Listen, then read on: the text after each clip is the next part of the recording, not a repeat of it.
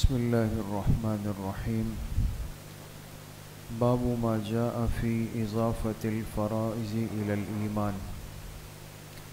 فرماتے ہیں یہ باب ہے اس بارے میں کہ فرض اعمال کی نسبت ایمان کی طرف کی گئی ہے۔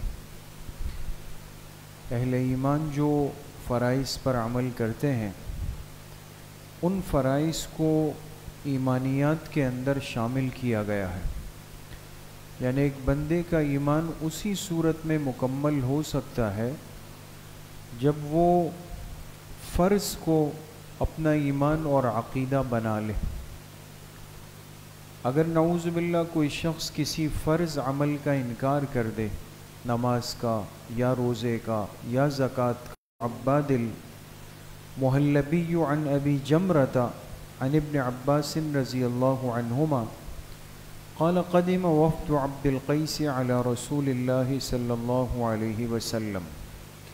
حضرت عبداللہ ابن عباس رضی اللہ عنہما سے روایت ہے کہ ایک وفد، ایک جماعت آپ علیہ الصلاۃ والسلام کی خدمت میں آئی جن کا تعلق عبد القیس قبیلے سے تھا۔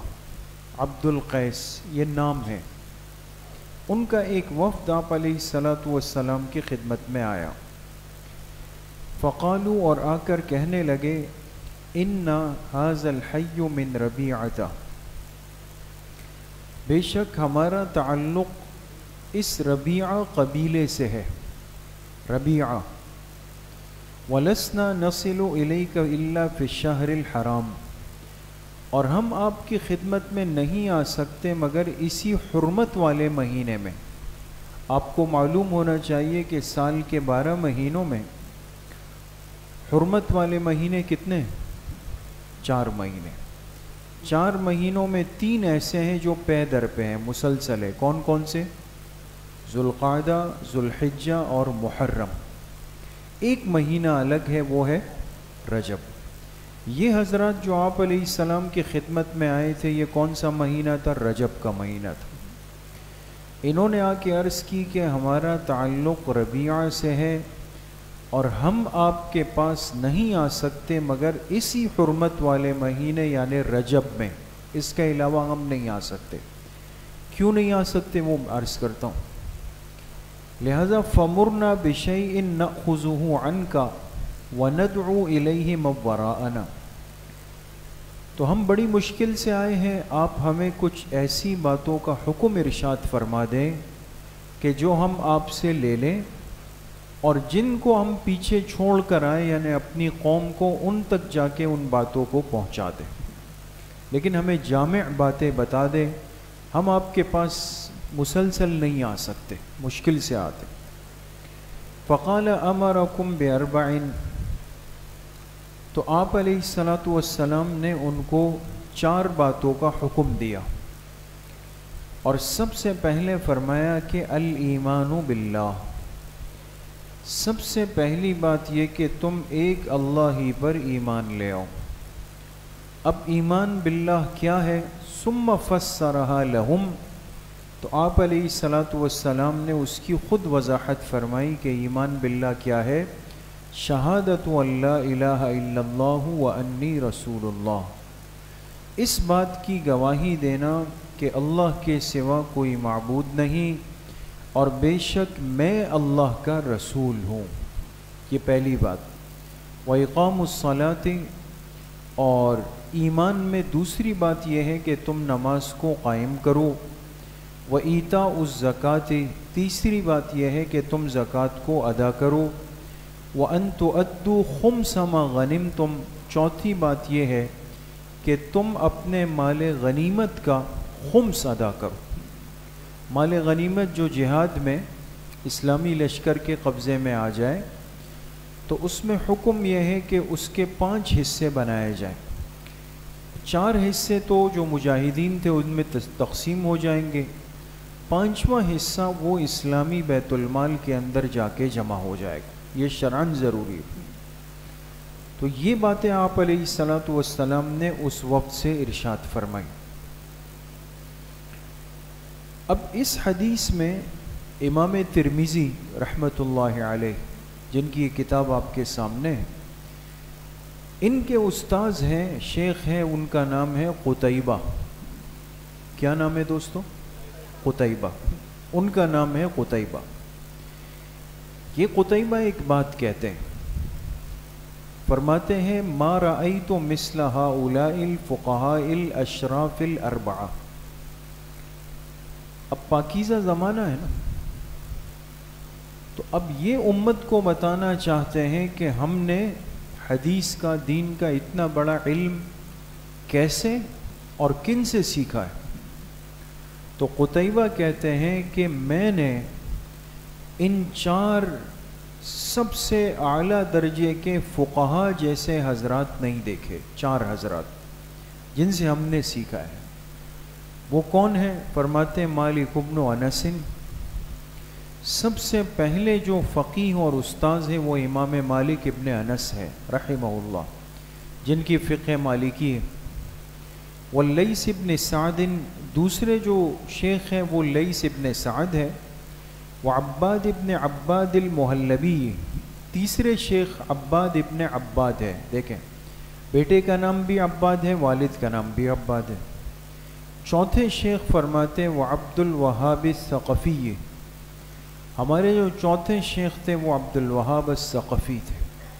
یعنی قتیبہ کہنا چاہتے ہیں کہ ہمیں سب سے زیادہ علم اور دین ان 4 شیوخ سے ملا ہے، جن کے نام آئے مالک ابن انس، لیث ابن سعد، عباد ابن عباد اور عبد الوہاب الثقفی۔ پھر کہتے ہیں کننا نرضى ان نرجع كل يوم من عند عباد ابن عباد بحدیثین، اور ہم نے طالب علمی ایسے گزاری کہ ہم اس بات پہ راضی ہو جاتے تھے، خوش ہو جاتے تھے کہ اپنے شیخ عباد ابن عباد کی مجلس سے واپس جائیں تو ہم ان سے روز 2 حدیثیں لے چکے ہوں۔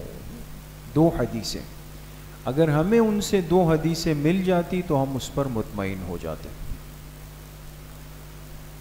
تو اب یہ جو حدیث ہے دوستو، یہ حدیث کی تمام کتابوں کی بڑی مشہور روایت ہے، اور اس کو علماء نے نام دیا حدیث وفد عبد القیس، عبد القیس کے وفد والی روایت۔ اچھا، حضور علیہ السلام کے جو اجداد ہیں، یعنی آپ کے جو سلسلہ نسب ہے، دادا ہے، پردادا ہے، یہ چلتے چلتے پہنچتا ہے تو ایک بزرگ آتے ہیں جن کا نام ہے نزار ابن معد ابن عدنان۔ نزار ابن معد، میم عین دال، ابن عدنان۔ بات سمجھ گئے؟ اس لیے آپ علیہ السلام نے جو اپنا تعارف کروایا، فرمایا میں عرب ہوں، میں عدنانی ہوں۔ یہ جو عدنانی آپ نے فرمایا تو اپنے اسی دادا کی طرف اشارہ ہے، معد ابن عدنان۔ تو یہ جو نزار ہے آپ علیہ السلام کے داداؤں میں، ان کے 2 بیٹے ہیں۔ ایک بیٹے کا نام تھا ربیعہ، ایک بیٹے کا نام تھا مضر۔ کچھ بات سمجھ میں آ رہی ہے دوستو؟ نزار کے کتنے بیٹے؟ 2، ایک ہے ربیعہ اور ایک ہے مضر۔ نزار کا انتقال ہونے لگا اور یہ بہت مالدار عرب میں، اس نے اپنے مال کے 2 حصے بنائے۔ ایک حصے میں سب کے سب گھوڑے رکھتی ہے، ہزاروں گھوڑے۔ ایک حصے میں سارا سونا جمع کیا، اور وہ بھی بڑی تعداد۔ پھر دونوں بیٹوں کو بلایا، جو گھوڑے تھے کہا کہ یہ میراث میری ملے گی ربیعہ کو،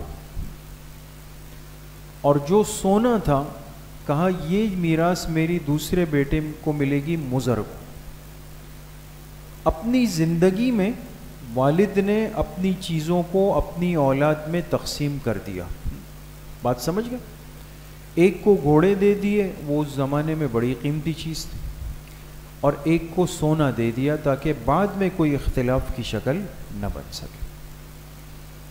نزار کا انتقال ہو گیا۔ جو دونوں بیٹے تھے انہوں نے اپنی اپنی چیزیں سنبھال لی، اب آگے اولاد بڑھ رہی ہے، اور ہوتا یہ ہے کہ جیسے جیسے سلسلہ آگے جاتا ہے دلوں میں عجیب و غریب باتیں آ جاتی ہیں. اس لیے بڑے کہتے ہیں نا بھائی، بھائی بھائی کو برداشت کرتا ہے، لیکن بھائیوں کی اولادیں پھر نہیں بنتی. سمجھداری یہ ہوتی ہے زندگی میں سب کچھ ترتیب پہ کر کے جائے. اب جب ربیعہ کی اولاد بڑی ہوئی، مضر کی اولاد بڑی ہوئی، تو آپس میں ایک تناؤ بنا، ایک اختلاف کی کیفیت بنتی چلی گئی، اور اتنی بڑی کہ بالآخر ایسا لگتا تھا کہ دو قبیلے آپس میں جنگ کر رہے ہیں، ٹکرا رہے ہیں. باقاعدہ ایک شہرت ہوتی تھی کہ آج انہوں نے ایسا کیا، انہوں نے ایسا کیا. یہ فکر مند ہونے کی بات تھی. جو بڑے زندہ تھے انہوں نے بالآخر بیٹھ کے فیصلہ کیا کیا کریں. انہوں نے کہا دیکھیں، اگر ہم یہ کہیں کہ بھئی چلے گلے مل لیں، یہ کر لیں، انسان ہے، کل پھر دل میں بات آتی ہے، پھر گلے شکوے، تو لہٰذا ربیعہ تو یہی رہ جائے، عرب میں رہ جائے، اور جو مضر ہے وہ ہجرت کر کے یہاں سے یمن چلے جائے. بات سمجھ گئے؟ یہاں محدثین نے ایک نکتہ لکھا ہے، نکتے کی بات.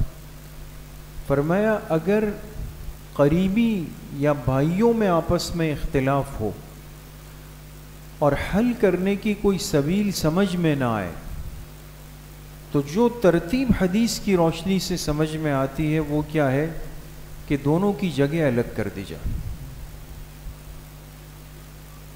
ایک یمن چلا گیا، ایک عرب کے اندر رہ گیا. یہ جو عرب کے اندر رہ گئے دوستو، انہی کی نسل سے آگے چل کر پیدا ہو گئے کون؟ مہاجرین. مہاجرین یعنی قریش. آپ علیہ السلام بھی کن میں سے؟ قریش میں سے. آپ ربیعہ سے چلتے ہوئے آئے. جو یمن چلے گئے انہی کے سلسلے میں آگے چل کر مدینہ کے انصار پیدا ہوئے.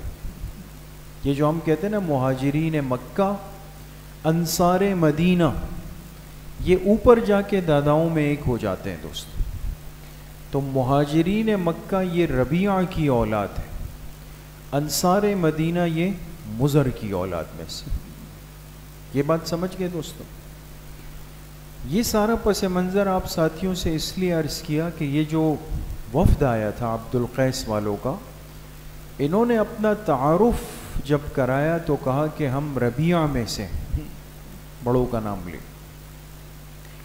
اور چونکہ ان کی جو سابقہ لڑائی اور خیالات تھے مضر سے، وہ چیزیں ذہن میں تھی، تو آپ علیہ السلام کے پاس اتنی تسلی سے آنا جانا ممکن نہیں تھا.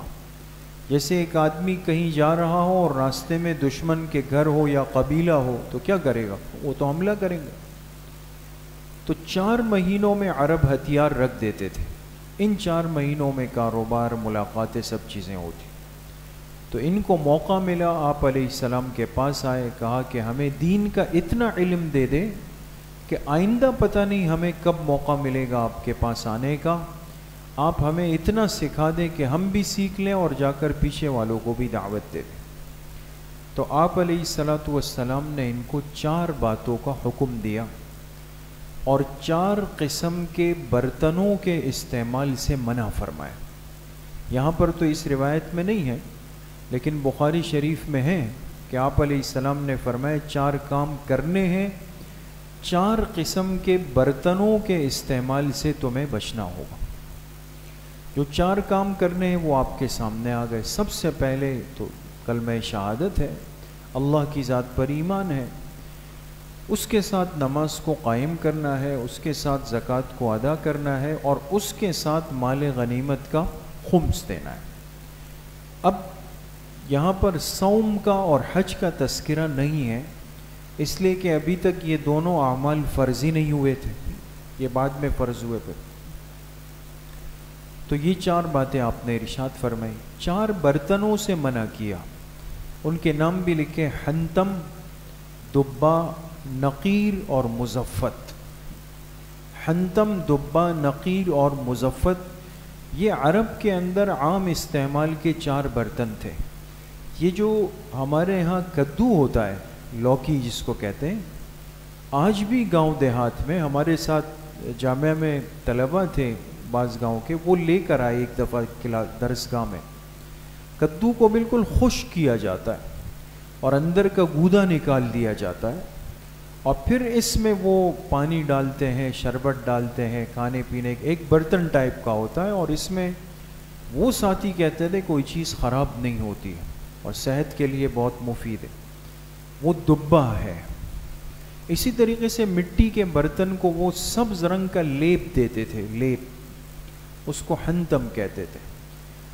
اور اسی طریقے سے کھجور کے درخت کا جو تنا ہے، کھجور کے درخت کا تنا جو ہوتا ہے، اس کو لے کر کے اس کو کریدتے تھے، کرید کے ایسے کٹورا بنا لیتے تھے، پھر اس میں کوئی چیز ڈال کے محفوظ کرتے تھے، اس کو نقیر کہتے تھے۔ اور مٹی کے ایک برتن پہ تارکول سمجھتے ہیں نا، سڑکوں پہ جو ڈالتے، اس قسم کا ایک سیال مادہ ہوتا تھا، اس سے برتن کے مسامات بند ہو جاتے۔ عرب لوگ اس میں نبیذ بناتے تھے، نبیذ سے مراد یعنی جو شراب کی ابتدائی صورت ہوتی ہے، تو ذرا سرور کے لیے اس میں نبیذ بناتے۔ یہ 4 برتن زمانے جاہلیت میں شراب کے لیے استعمال ہوئی تھی، اور آپ علیہ السلام کی بعثت پہ جو آگے چل کے شراب حرام ہو گئی، لیکن چونکہ کہتے ہیں نا گناہ کے اسباب دیکھنے سے گناہ کی طرف رغبت پیدا ہوتی ہے، آپ علیہ السلام نے فرمایا یہ لوگ ان برتنوں کو گھروں میں رکھیں گے، دیکھیں گے، پھر شراب کی طرف ذہن جائے گا۔ آپ نے ان 4 برتنوں کے استعمال کو منع فرمایا کہ بھئی وہ نہیں کر سکتے، وہ استعمال نہیں کریں، اور ان باتوں کے کرنے کا حکم آپ علیہ السلام نے ان کو دیا۔ اس قدر دین لے کر تم واپس اپنی قوم کے پاس وہ چلے جاؤ۔ تو دیکھیں یہ ایک ترتیب اور طریقہ تھا دین کو لینے کا اور دین کو اخذ کرنے کا، کہ ایک مشکلات سے گزر کے اور دشمن قبیلے سے گزر کے وقت نکال کے ہمت کر کے آ کے دین کا حصہ لے کے پھر انسان چلا جائے۔ آج تو ساری راحتیں ہیں، آرام ہے، اسباب ہے، صحت ہے، مال و اسباب، ساری چیزیں موجود ہے، لیکن چونکہ ایک چیز سہولت سے ملتی ہے تو انسان کے اندر کی وہ طلب دن بدن ختم ہوتی جا رہی۔ تو اس لیے میرے عزیزوں، دوستو، بزرگوں، ان احادیث کو سننے سے جو سبق ہے وہ کیا ہے کہ انسان اپنے دین کو اپنے لیے ضروری سمجھتے ہوئے وقت بھی نکالے گا، مناسب کوشش بھی کرے گا، ضرورت کا دین سیکھے گا، پھر اپنی قوم کے پاس جا کر ان کو منتقل بھی کرے گا۔ ایک بات۔ دوسری بات آپ نے کیا سنی کہ شیخ کیا فرما رہے، شیخ قتیبہ، کہ ہم اپنے استاذ عباد ابن عباد سے اگر ایک دن میں 2 حدیثیں لے لیتے تو ہم بڑے خوش ہوتے۔ کبھی آج تو استاذ نے ہمیں کافی سارا علم دے دیا، تو اس سے کیا پتہ چلا کہ اگر انسان کو ایک دن میں 2 مسئلے بھی پتہ چل جائے، 2 باتیں بھی دین کی پتہ چل جائے، خیر کی 2 باتیں مجھے منتقل ہو جائے، مجھے سمجھ میں آ جائے، تو انسان کو اللہ پاک کا شکر ادا کرنا چاہیے کہ بھئی آج کا دن کم سے کم ضائع نہیں ہوا، مجھے دین کی کوئی نہ کوئی بات سیکھنے کو، سمجھنے کو مل گئی، اب اس پہ عمل کروں گا اور اس کو آگے بھی منتقل کروں۔ تو بھئی ہر ساتھی یہ نیت کرے اور فکر اور جذبہ اپنے اندر پیدا کرے کہ زندگی کا ہر دن ایسا ہو کہ میرے پاس اس میں دین کا کچھ نہ کچھ حصہ آیا ہو، میں نے اس کو محفوظ کیا ہو۔ کوشش کریں گے انشاءاللہ۔ اللہ پاک مجھے بھی آپ سب کو صحیح عمل کی توفیق نصیب فرمائے۔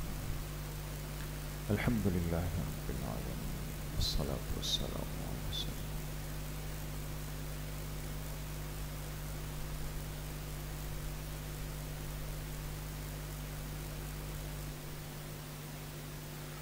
وصلی اللہ وسلم علی نبینا محمد وآلہ وصحبہ اجمعین برحمتہ۔